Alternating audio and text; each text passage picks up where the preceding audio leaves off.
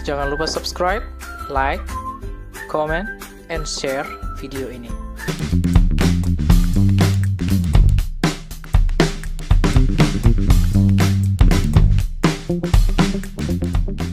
Assalamualaikum warahmatullahi wabarakatuh.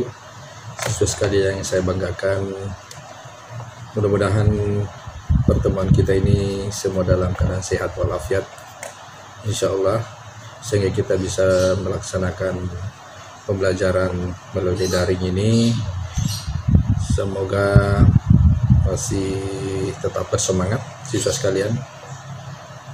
Baik, pada hari ini, pada kesempatan ini kita akan kembali belajar tentang prakarya dan kewirausahaan. Tentu kita akan menyimak materi ini, semoga dapat dimengerti dengan baik sehingga Anda dapat melaksanakan menyelesaikan tugas sebentar yang saya akan berikan. Salah satu materi yang sangat penting di dalam kewirausahaan, prakarya dan kewirausahaan adalah bagaimana kita bisa menanamkan karakter wirausaha itu.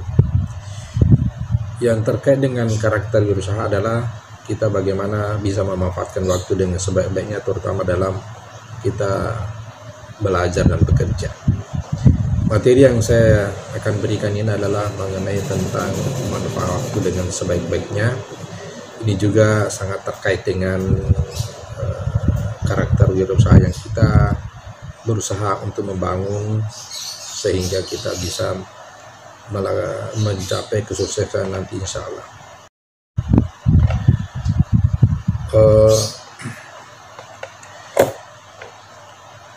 Dalam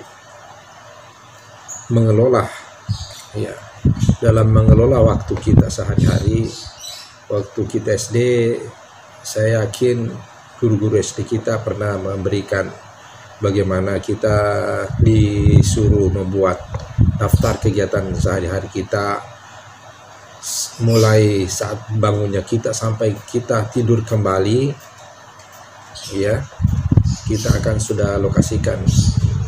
Kita biasa disuruh menyusun jadwal, ya. Kita misalnya bangun jam berapa, kemudian kita sarapan jam berapa, kemudian berangkat ke sekolah, lalu kemudian kembali ke sekolah sampai kita istirahat pada malam hari. Ini yang kembali kita akan menyegarkan kembali bagaimana kita bisa mengatur waktu kita itu dengan sebaik-baiknya sehingga waktu itu tidak terbuang percuma saja. Jadi judulnya materi ini adalah demi waktu, ya, seperti juga di dalam Al-Quran, ya, demi masa, ya, tentang bagaimana kita sebagai umat muslim bisa mengatur kita dengan sebaik-baiknya. Kita tahu bahwa waktu itu hanya 24 jam sehari, ya. Tidak lebih dan tidak kurang, kita dengan sebaik-baiknya. Kita tahu bahwa waktu itu hanya 24 jam sehari, ya. Tidak lebih dan tidak kurang, ya. Itu adalah sudah ketetapan hukum alam, ya. Waktu itu pasti dan pasti terbatas, tidak bisa berkurang, tidak bisa bertambah, tidak bisa dititipkan, tidak bisa diutang, ya, tidak bisa disimpan, tidak bisa ditabung, ya, tidak bisa digadaikan, tidak bisa dipinjamkan, tidak bisa dilipat gandakan. Jadi itu sifat-sifat waktu. Lalu kemudian waktu itu adalah sekarang ini, ya. Waktu itu adalah sekarang karena kemarin sudah lewat, ya. Jadi kemarin itu dan sebelum-sebelumnya sudah lewat, tidak akan kembali lagi, dan besok belum tentu didapat, ya.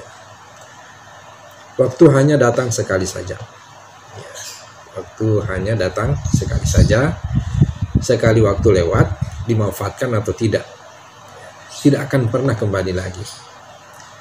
Siswa sekalian, waktu itu tidak peduli dan tidak punya toleransi.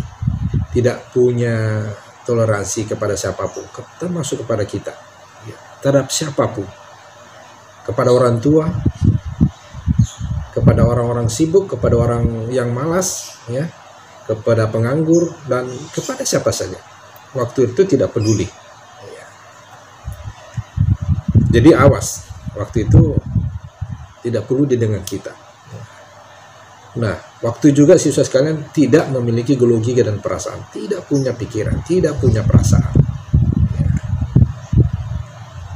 Waktu berlalu dengan kecepatan yang sama, tidak terpengaruh iklim, tidak terpengaruh suhu, dan tidak terpengaruh dengan suasana. Waktu itu tidak menunggu siapapun. Waktu itu peluang, ada waktu, ada peluang. Jadi waktu itu ada peluang. Kita dalam belajar ekonomi ada istilahnya, ada materi opportunity cost, ada biaya peluang. Ini betul-betul adalah waktu. Waktu itu adalah peluang bagi kita. Ada peluang untuk usaha, ada untung, ada profit. Nah, sekarang tentu bagaimana sebenarnya untuk menghemat waktu. Kita di sini akan melihat ada beberapa tips untuk kita bagaimana menghemat waktu dengan sebaik-baiknya. Yang pertama adalah kita mengidentifikasi tujuan kita. Kita identifikasi tujuan kita. Tujuan kita itu untuk apa? Dalam misalnya melakukan aktivitas kita sehari-hari.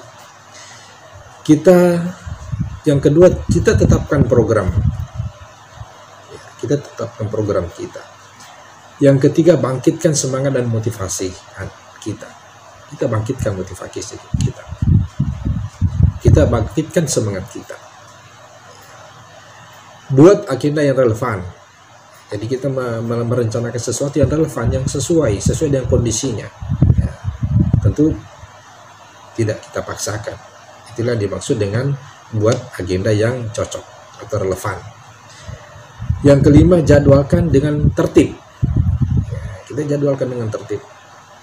Jam berapa, ya, apa yang kita lakukan. Tetapkan batas waktu. Jadi ada batas waktu. Misalnya jam sekian sampai jam sekian.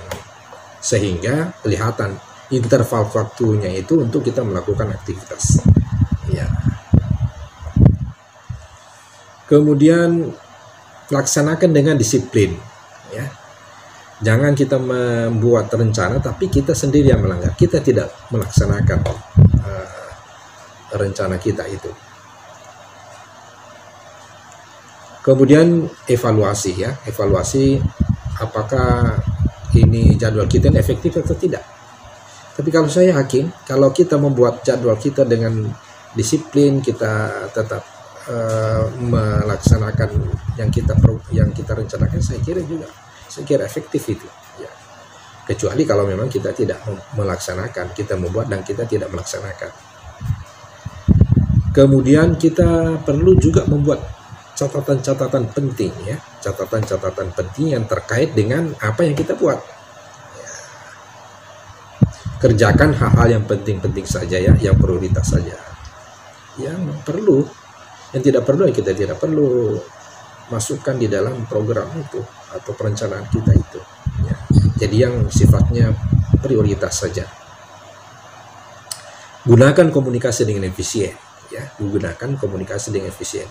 Maksudnya di sini barangkali jangan kita kalau menyampaikan sesuatu jangan sampai kita banyak waktu yang kita gunakan untuk berkomunikasi tapi tujuannya kita tidak jelas tujuan kita, ya. Jadi kita memanfaatkan komunikasi kita dengan siapapun, ya, untuk bagaimana kita batasi waktu kita untuk bercakap dengan orang. Kalau memang tidak penting, tidak perlu kita bahas, tidak perlu kita diskusikan, ya. Itu barangkali maksudnya.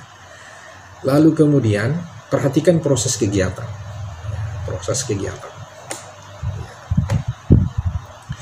lakukan refleksi atau review. Kita melihat apa ini bermanfaat bagi kita atau tidak. Kita mereview itu. Kita melakukan refleksi terhadap kegiatan yang kita lakukan. Karena ini kita bisa mengevaluasi, kemudian kita bisa merubah jadwal yang kita tetapkan. Misalnya hari ini, kemudian untuk besok, ya kita bisa melihat, mereview, mengevaluasi kegiatan kita hari ini untuk kita bagaimana bisa memperbaiki jadwal kita yang untuk kedepannya ya. Jadi kita bisa revisi jadwal kita sesuai dengan pengalaman-pengalaman sebelumnya. Siap dan optimislah dalam bekerja. Siap dan optimislah dalam bekerja.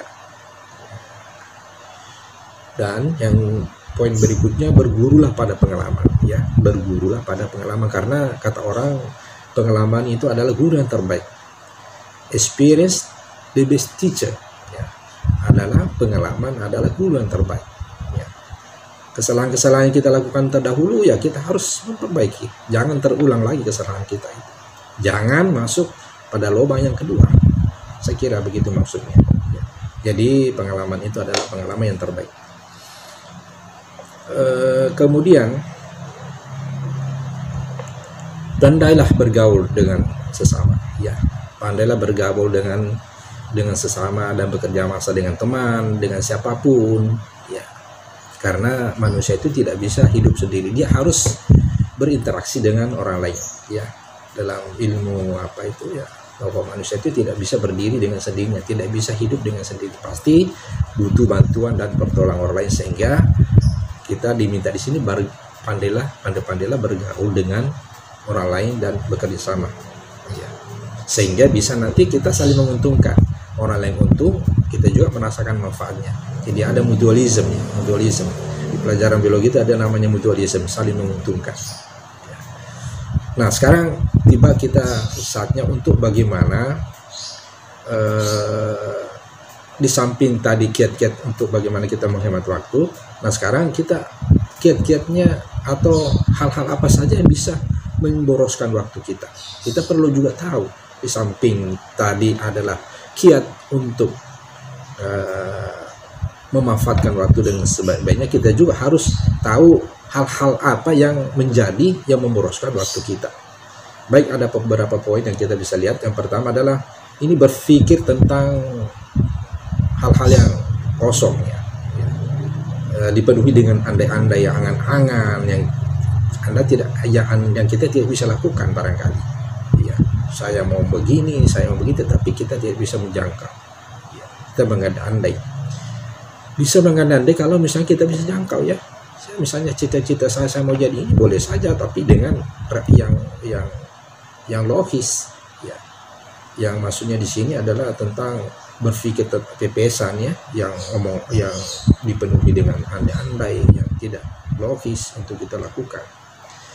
Kemudian senang melakukan gosip ya tentang pribadi seseorang, menggunjing ya. Di dalam agama kita sendiri kan dilarang, agama apapun itu dilarang untuk melakukan gosip ya, sehingga berlarut-larut membicarakan masalah orang, kejelekan orang.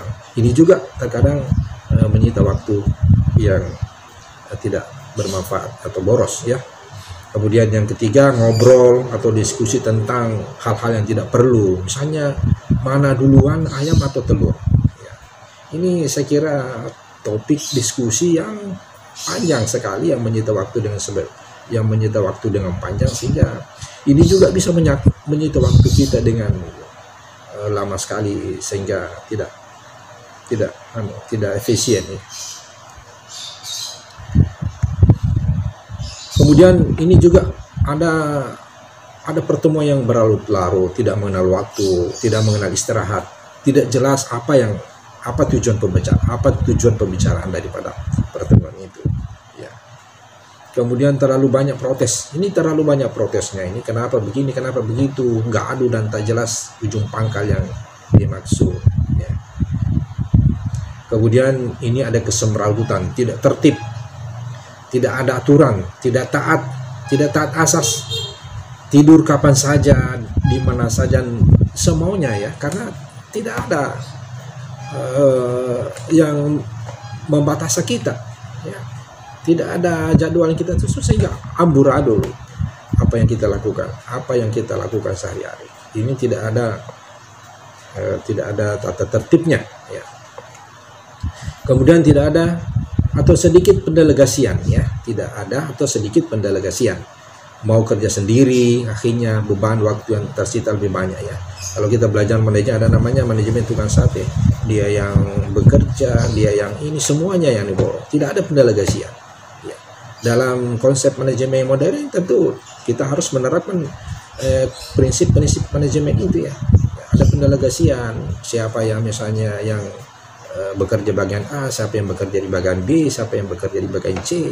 Kalau kita misalnya sebagai ya dalam terlibat dalam kelompok, ya, janganlah kita pakai manajemen tukang sate itu. Tukang sate itu yang diperhatikan, dia yang membakar, dia yang mengipas, dia yang menerima uangnya, dia yang membungkus, ya, dia semua yang bekerja, dia semua yang melakukan, sehingga dia sendiri akan terkuras energinya, ya. Kemudian ini ada sering terlambat kirim tugas, sering terlambat menulis tugas, ya, sering terlambat bekerja, mangkir, selalu menunda waktu, memandang enteng pekerjaan itu, memandang enteng pelajaran itu, ya, sehingga waktu yang digunakan selalu terlambat. Nonton berlarut-larut, misalnya nonton seperti misalnya infotainment secara berantai, film India yang berjam-jam, telenovela yang di TV itu yang berlarut-larut, yang berseri, ya, sehingga waktunya yang kita programkan tadi tersita, terlupakan, ya, dengan waktu yang terlena tadi itu, ya. Kemudian ini juga kadang ini bagi sebagian anak muda ini begadang ini yang tidak ada artinya.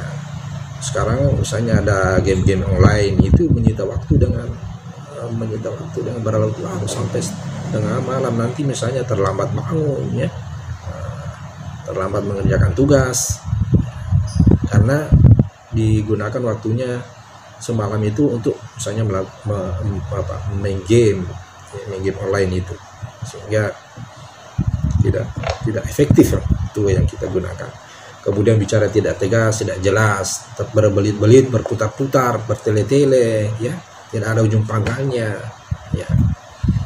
Kemudian kurang persiapan dan perencanaan, bicara tidak nyambung, seadanya, tiba masa, tiba akal, ya.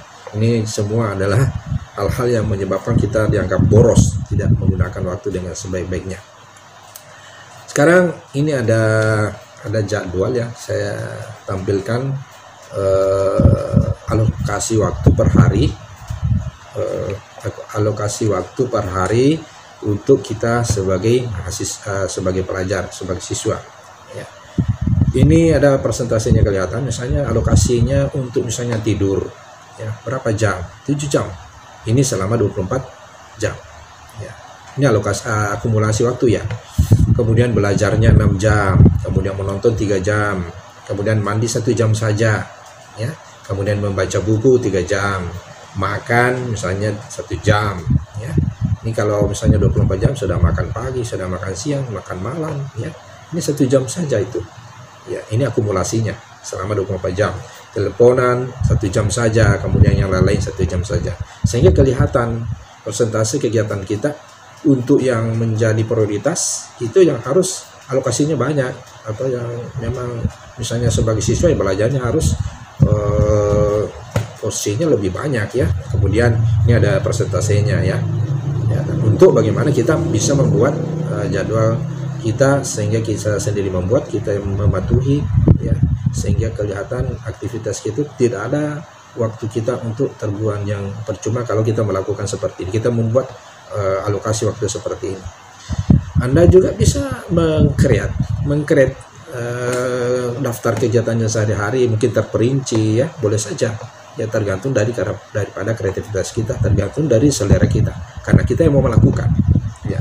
Inilah siswa sekalian yang perlu saya sampaikan tentang bagaimana kita mengatur waktu, karena ini mungkin biasa dianggap sepele sehingga kita tidak bisa melakukan, karena ini sangat berpengaruh dalam bagaimana kita melakukan produktivitas kita sehari-hari sebagai siswa,